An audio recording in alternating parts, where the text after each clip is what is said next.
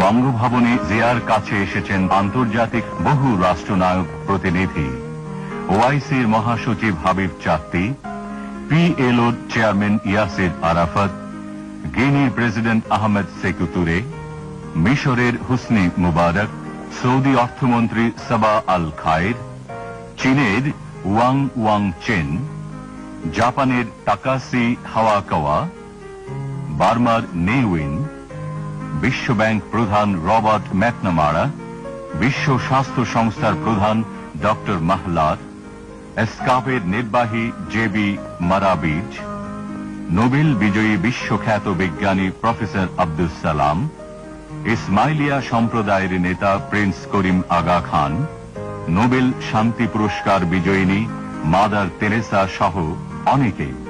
রাজনীতিতে জিয়ার গুরুত্বের জন্য জোট নিরপেক্ষ আন্দোলনের পক্ষে তাকে আমন্ত্রণ জানান ফিদেল ক্যাস্ট্রো। সম্মেলনে তৃতীয় বিশ্বের সংগ্রামী কণ্ঠ জিয়া বলিষ্ঠভাবে বলেন, To the Non-Proliferation Treaty was based on a firm conviction that there can be peace only through the elimination of all nuclear weapons.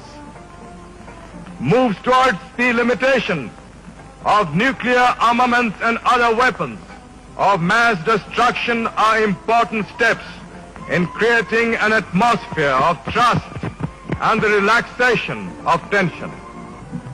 জিয়ার সঙ্গে সাক্ষাৎ করেন জোট নিরপেক্ষ আন্দোলনের অন্যতম স্থপতি টিটো, ইরাকের সাদ্দাম হোসেন, আলজেরিয়ার বেনজাদিদ, মরক্কোতে হন সম্বর্ধিত, যুগোস্লাভিয়ায়, মিশরে ও গিনিতে লাভ করেন সর্বোচ্চ রাষ্ট্রীয় সম্মান। কুয়েতের আমির আন্তরিক সংবর্ধনা জানান। সংযুক্ত আরব আমিরাতে পান উষ্ণ অভিনন্দন। ফিলিপাইনে করেন গুরুত্বপূর্ণ আলোচনা। উত্তর কোরিয়ার জাতীয় উৎসবে তিনি ছিলেন মধ্যমণি। বাংলাদেশকে সর্বাধিক আর্থিক সাহায্য দানকারী জাপানে পান বিপুল আন্তরিকতা। ফ্রান্সে প্রেসিডেন্ট দেস্তার সঙ্গে সফল আলোচনার পর স্বাক্ষরিত হয় গুরুত্বপূর্ণ চুক্তি। নিরাপত্তা পরিষদে জাপানকে হারিয়ে বাংলাদেশ লাভ করে আসন। জাতিসংঘে এক স্মরণীয় বক্তৃতায় তিনি বলেন, Special efforts must be made to develop the resources of such countries so as to reduce their vulnerability to external pressure and manipulation. Above all, it is essential that such countries should be allowed to build their own future without outside interference or intervention.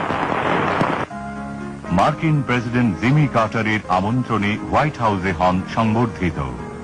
জিয়ার উদ্দেশ্যে president Carter বলেন, জিয়াউর রহমান বাংলাদেশের সর্বোত্তম president.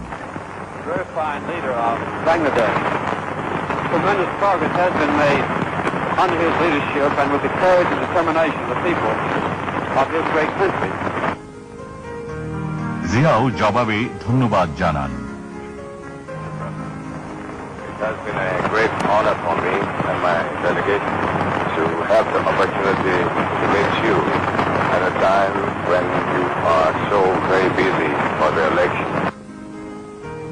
New ইয়র্কের mayor জিয়াকে নগরীর চাবি দেন উপহার।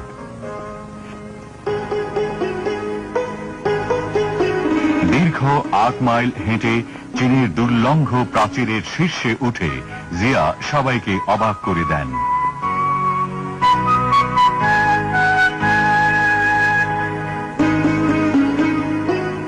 পরে গ্রেট হলে চেয়ারম্যান হুয়া কুও ফেংয়ের সঙ্গে করেন ফলপ্রসূ আলোচনা।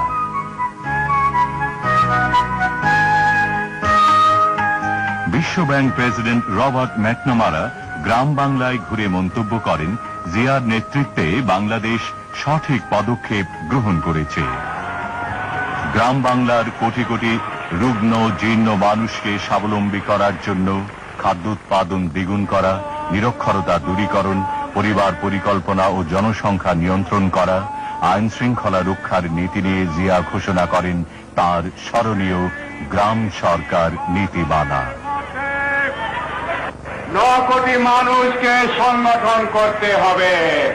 সেই সংগঠন আমরা করছি স্বনির্ভর গ্রাম সরকারের মাধ্যমে।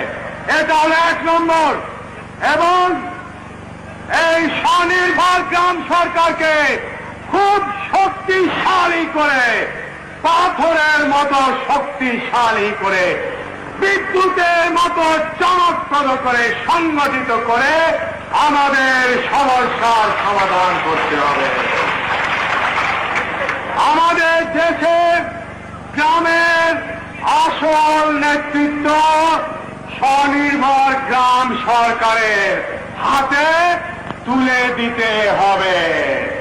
আমাদের দেশের আসল ক্ষমতা স্বনির্ভর গ্রাম সরকারের হাতে তুলে দিতে হবে। ইন্নাল্লাহ লা ইউগাইরু মা বিকওমি হাত্তা ইউগাইরু ওয়া মা বিআনফুসিহিম। এর অর্থ হল যে জাতি তাদের ভাগ্য উন্নয়নের জন্য নিজেরা নিজ হাতে চেষ্টা করে না, আল্লাহ তাআলা তাদেরকে সাহায্য করেন না। নদীমাতৃক বাংলাদেশের অর্থনীতিকে সমৃদ্ধ করার দূরদর্শী লক্ষ্যে জিয়ার চিন্তায় আসে নদী গবেষণা ইনস্টিটিউট। কৃষি, পানি ও সেচ সমস্যার সমাধানে তিনি ভারতীয় মন্ত্রীর কাছে পানির ন্যায্য হিস্সা দাবি করেন।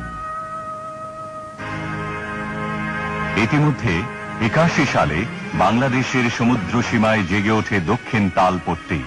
উপগ্রহ পর্যবেক্ষণেও দেখা যায় এই দ্বীপাঞ্চল নিশ্চিতভাবে বাংলাদেশের, অথচ প্রতিবেশী ভারতের অযৌক্তিক দাবির ফলে স্বাধীনতা, সার্বভৌমত্বের প্রশ্নে বজ্র কঠিন জিয়া ও জাগ্রত জনগণ রুখে দাঁড়ান।